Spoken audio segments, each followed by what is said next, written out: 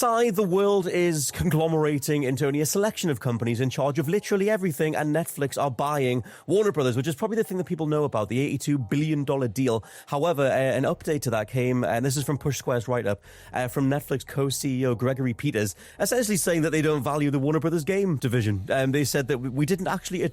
We actually didn't attribute any value to Warner Brothers games because it's a relatively minor thing compared to the grand scheme of things.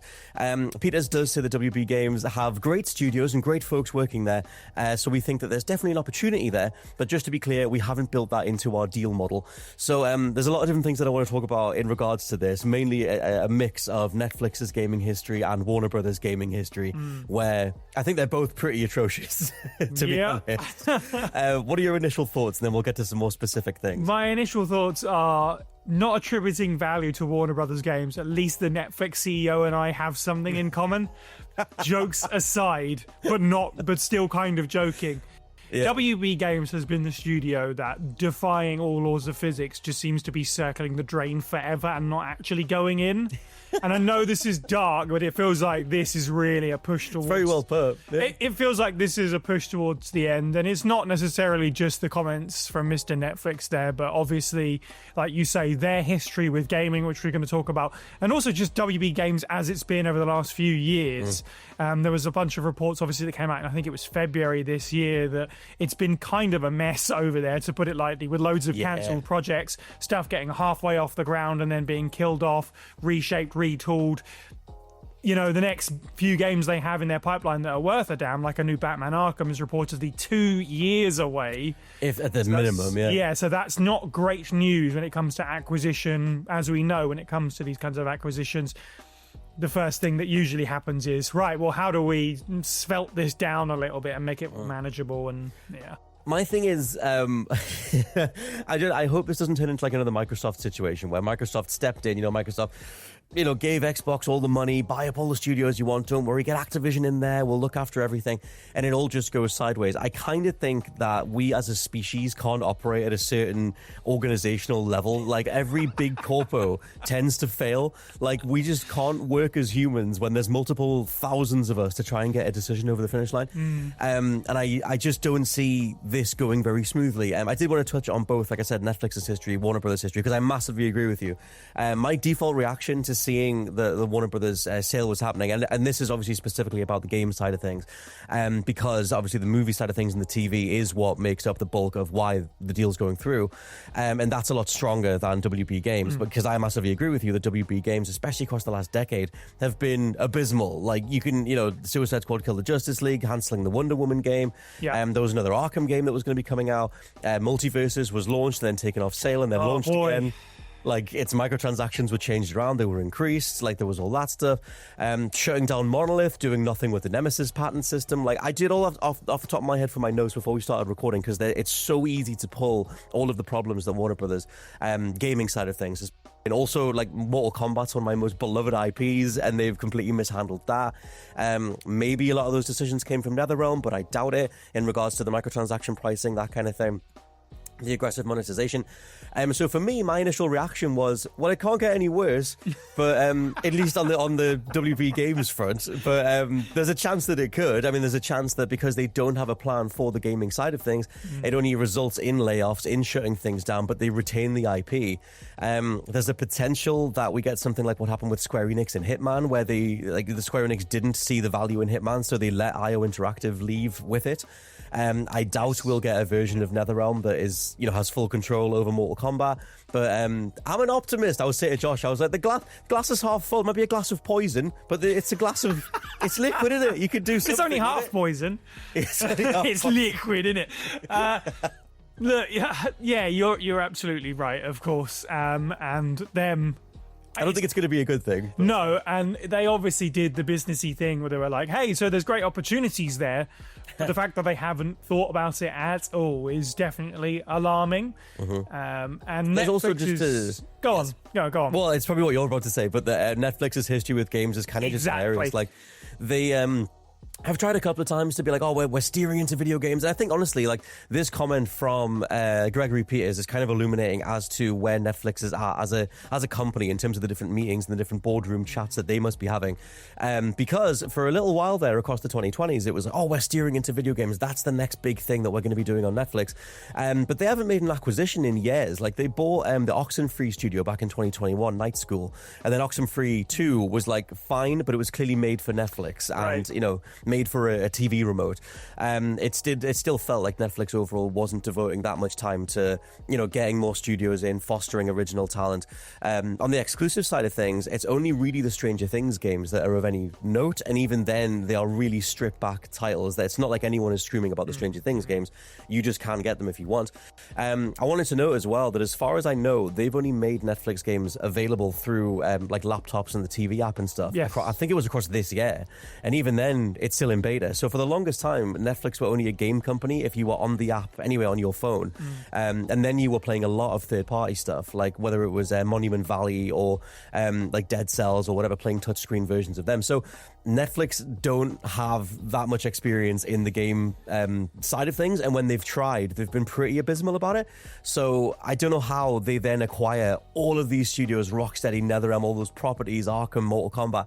Like, what the hell even happens with that, if not just another Microsoft situation where, you know, Matt Booty on the Xbox side was like, oh, we just had too many studios, we bought too many. He referred to the amount of studios and the workload as not enough butter over too much bread. And it's like, great, mate, yeah, fantastic, after billions have been spent. Yeah, there was a great little list that I found earlier on what's on Netflix from the most successful Netflix games of 2024 it was, but it was quite interesting to look at. It's not surprising to read that like half of the top 10 were mobile adjacent kind of games, or, you know, leading towards games that you would just go like, yeah, that could work on a mobile. Obviously, like Bloons Tower Defense, Sonic Mania, which is obviously great, but it's a game that is simple control wise. So why also would gonna be the worst way you could play that? Probably, but all the same, it is a way that you could play it, and it would be a step down, but it's not like trying to put something ridiculous on there. One of the big outliers was Grand Theft Auto San Andreas, was like the second most successful Netflix game, but that obviously comes with a massive amount of nostalgia and history and stuff like that. Certainly when it comes to Netflix games and how they've handled things, absolutely what you said there, and they have unfortunately a bit of a history with failure when it comes to studios, letting studios down. They've brought in a bunch of developers to create a super studio once and then disbanded them before they released a game. Obviously they've closed studios over this year. October, December saw studio closes at Netflix, but there is, when you talk about the glass of poison half full, there is at least one example of them bringing on a developer who are working on an MMO, and then them going, this isn't really going to work for us, and then just letting them go. But they got to keep the IP. Right, yeah, and I think, you know, I think that's the way that went, and that's one out of however many, but it does mean that that's not something without precedent, and maybe you'll see that when Netflix looked at something like a Mortal Kombat, perhaps the most important thing, which it does have some success outside of video games, but obviously it's a video game property, so if they're not interested in video games, they'll let that go. But when it comes to stuff like a future Batman Arkham, do they see any value in a big budget Batman game, or is it just be like, no, get rid of that? What we're going to do is we're going to have a base building Batman mobile game. You know, it's like they need something that works with a TV remote. They need something that works with a touchscreen interface or whatever it is. In theory, if they start getting that hands-on with the projects that are already in motion, I still feel like the most recent Arkham game, which I think is officially announced, but we know there's another Arkham game coming, is just because Suicide Squad and Gotham Knights didn't sell well enough. So it's like, okay, just go back to the drawing board. And a lot of people have left Rocksteady. There were layoffs anyway, but the remaining people, it's like, okay, can you guys just do this again? Can you do another Arkham for us? Because that was when Rocksteady were at the top of their game. I wanted to throw in the overall Warner Brothers franchise mandate at the minute, which again might be thrown out the window once Netflix step in, if they do manage to, is Warner Brothers saying that they want to focus on 4 key franchises: Mortal Kombat, Game of Thrones, DC/Batman, and Harry Potter. So whether that is the case when you also have, you know, Looney Tunes and all the other things that you own, Whether that carries over is a different thing entirely. And also, like we just mentioned, whether they continue the projects that are in the works, whether they revive things like a Wonder Woman game or whatever. It's very big corpo, and we're seeing a lot of big corpo moves at the minute, whether it's the Saudi Arabia investment fund getting involved in EA, and it's always multiple billions, if not tens of billions of dollars to just make some video games, to just make some movies. Like the overall model for it feels like it is stretched to capacity. Like it feels like something has to burst because it doesn't look good. Yes, I think it's also worth tagging on the end here. I've seen a lot of people trying to spin this, fair enough, in a positive light of, oh, cool, so the Nemesis system might finally be free reign again. If Warner Brothers games, unfortunately, goes the way of the dodo, does that mean the Nemesis system will be out there for everyone to use? And Josh pointed out in a work chat yesterday when we were talking about it, probably not. That will just default to Warner Brothers and therefore Netflix. Because to them, to Netflix in particular, they won't see, hey, it's a cool video game mechanic. They'll just see, hey, it's a copyright they own. We'll take that along with all the IP and stuff like that. So that's not going to be like a silver lining to if there is an eventual worst fate for this. No, there's like the only potential silver lining, and I'm forcing it, is just that idea that it can't get that much worse than the last decade of the way Warner Brothers. They might actually release some games now. That might would be good nice. Games, but they're releasing games. They won't have random aggressive microtransaction systems left in, like in Gotham Knights, which I love Gotham Knights, but you can see the whole wing of that game's menus that were built for recurrent spending methods. Like you would hope that my best case scenario is because the top management don't have a plan for the gaming division, they then default on each individual studio being like, well, you guys know what you're doing, you just do whatever you want. Crack on, yeah. And they don't get involved just yet.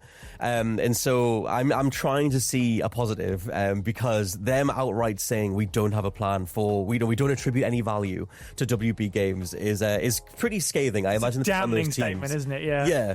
But I also know, having followed this industry so closely for over a decade, exactly what they're saying, because WB Games has been pretty damn muddy, if not worse than that, for quite a while. So fingers crossed it all works out in the end, but it's another one of those ridiculous buyouts that we just keep hearing about at the minute.